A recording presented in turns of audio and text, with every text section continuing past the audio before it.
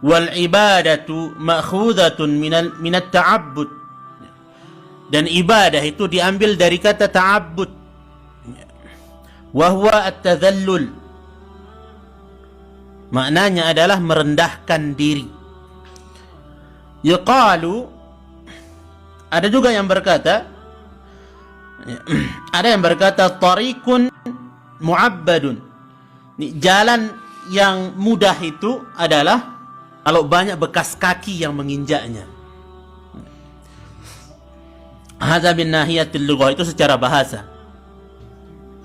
Wa amma fi syar'i, adapun ibadah secara syariat, fa'arrafaha al-ulama'u ta'arifa katsiratan. Maka para ulama membuat definisi yang banyak tentang definisi ibadah secara syariat.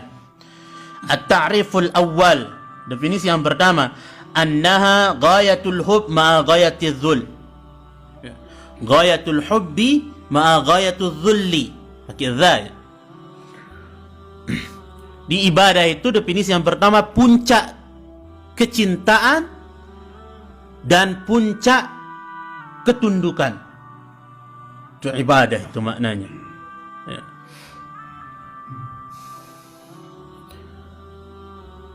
Kama qala al-Imam Ibnu Qayyim, sebagaimana Imam Ibnu Qayyim katakan di dalam kitab An-Nuniyah, beliau mengatakan apa? Wa ibadatur rahman ghayatu hubbihi ma'a dhulli 'abidihi huma qutban. Apa kata beliau?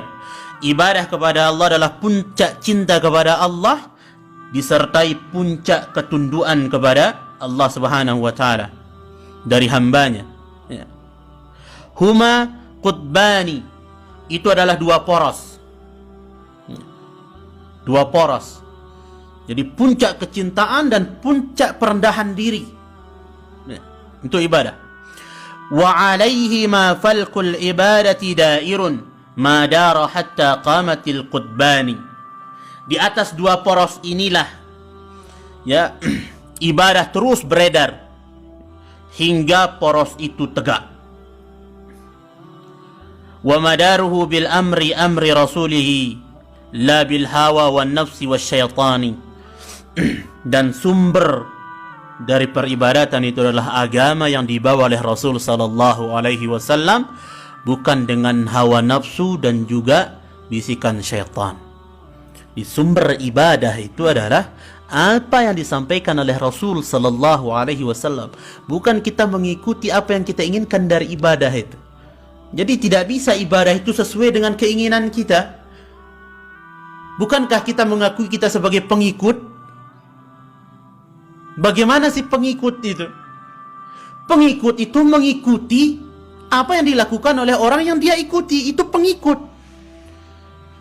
Maka kalau kita menyimpang dari orang yang harusnya diikuti, maka kita bukan pengikut namanya. Makanya ibadah itu disebut ittiba'. Mengikuti Rasul, ibadah itu. Itu syaratnya yang kedua, ittiba'.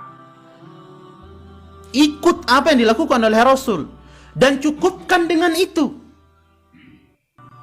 Dikarenakan yang dibawa oleh Rasul itu sudah cukup, tidak perlu lagi ditambah, apalagi kemudian dikurangin. Kalau bahasa sekarang, tidak perlu dimodifikasi lagi. Ya. Agama itu tidak boleh dimodifikasi. Karena kalau agama ini dimodifikasi, maka akan banyak muncul ajaran-ajaran baru dalam agama ini. Maka cukupkan, ya, sumber darinya adalah agama yang dibawa oleh Rasul sallallahu alaihi wasallam. Itu adalah sumber ibadah.